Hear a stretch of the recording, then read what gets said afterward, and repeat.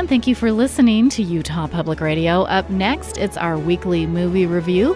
Here's our film critic, Casey T. Allen. With the hugely successful release of Black Panther in 2018, producers got a strong tap on the shoulder, alerting them to the possibilities of African-set epics, blending history with fantasy. Exploring this possibility is the new feminist action drama The Woman King, about an elite army of women soldiers sworn to protect their village in 19th century West Africa.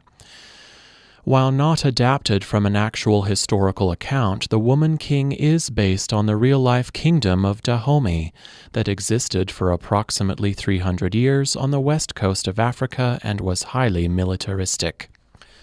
Following in the footsteps of other historical epics like Viva Zapata, set in Mexico, Seven Samurai from Japan, Gladiator, set in ancient Rome, and Apocalypto with the ancient Mayans, The Woman King is a painfully familiar hero's journey about unity, ferocity, and courage. Throughout this film, I had difficulty getting swept away deep into the story because it kept reminding me of other films. The army of talented female fighters calls to Wonder Woman, a defiant novice soldier enduring the rigorous training to become a woman warrior is reminiscent of Disney's Mulan, or An Officer and a Gentleman. The army's female general is forced to face her fears when her traumatic past returns in a threatening rival tribe, inspiring a revenge subplot like in Mad Max or Inglourious Bastards. I'm in full support of Black escapism films. Coming to America from 1988 and Cool Runnings from 1993 are popular examples.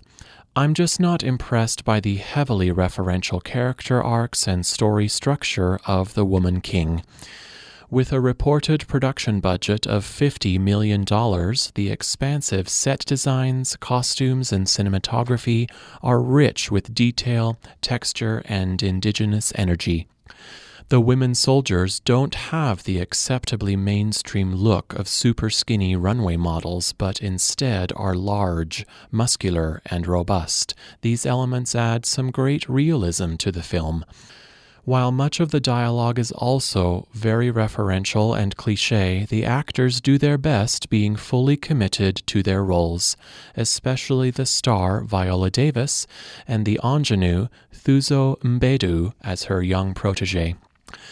I know this film is receiving some controversy and criticism about it tiptoeing around the destructive history of the Atlantic slave trade and Africa's complicated role within it. But every film is going to use some creative license to tell its story. Is The Woman King expected to follow a higher standard because it's set in Africa with only 2 non-black characters on screen? I just hoped The Woman King would have used creative license to be more original and more inventive. Seeing so many black faces together in one film is great and rare. Seeing an action film with an imposing female lead is great and rare. Seeing a movie set in Africa is great, also rare, but it's not enough to make The Woman King a great film. You need a great story most of all.